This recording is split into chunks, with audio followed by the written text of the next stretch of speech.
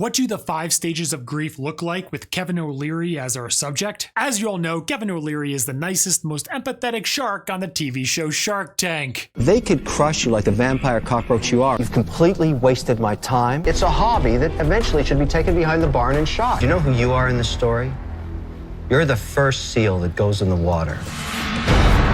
There's only one answer to this. I have to hire you both so I can fire you. I hate this so much, it's incredible. It's one of the worst ideas I've ever seen. I like death. It's inevitable. I've made a decision. You're dead to me. Okay, maybe not so much. However, recently we've been witnessing Kevin O'Leary publicly go through the 5 stages of grief, from losing a substantial amount of his $400 million net worth with Sam Bankman-Fried's FTX scam, the most generous billionaire in the world, where Kevin was a client, investor, and spokesperson. 20% of my portfolio is now in cryptocurrencies and blockchain. I own 32 different positions, including equity in FTX. I'm backing their initiatives. So here are the 5 stages of grief with Kevin O'Leary as our subject. Now, let's get started. 1. Denial. This is where you refuse to accept the reality of your loss. I need to find where the money went. My account has a 0 in it, and there are no accounting records.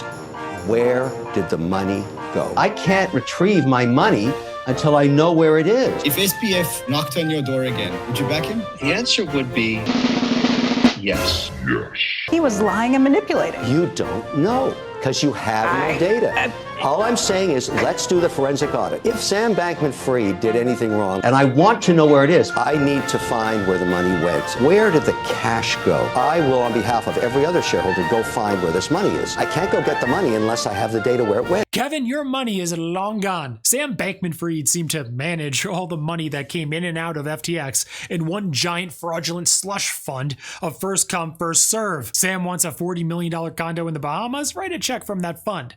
Rename the Miami Heat Arena to the FTX Arena? Write a check from that fund. Caroline Ellison needs a few more $1 billion to trade away?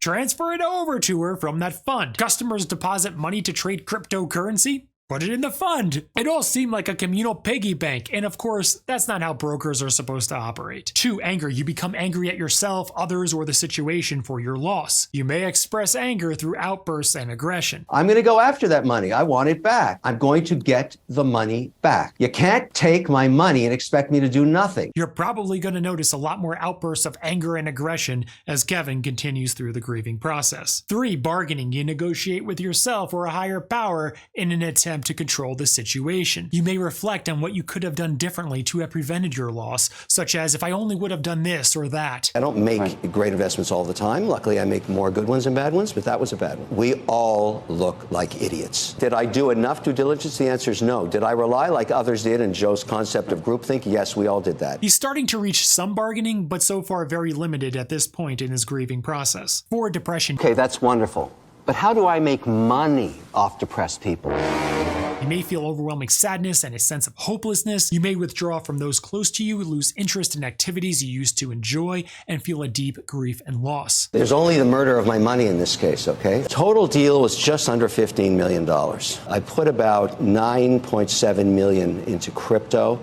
I think that's what I've lost. It's all at 0. I don't know because my account got scraped. If you notice, we hear a waver, raspiness in his voice and glassy eyes. Knowing Kevin from Shark Tank, he prides himself on being a tough business guy, so this is probably the most public sadness we'll see from him. 5. Acceptance. You finally come to terms with your loss and are able to move forward, where you still may feel sadness and loss, but you're able to accept what happened and rebuild your life. I'm disappointed like many other shareholders, and now you build from the ashes. I'm a diversified investor. I make mistakes. This is one of them. But I learn from my mistakes. This won't be happening again. We noticed that odd moment of acceptance from Kevin early on when the story broke. But this acceptance may have actually been his initial reaction to shield himself from going through the entire grieving process. Or maybe he didn't initially want to realize the extent of his financial damage, likely due to, yes, denial. These stages of grief do not usually happen perfectly linearly, where only the denial stage is experienced, and then you go on to only the anger stage, etc. Instead, you may cycle through all 5 stages.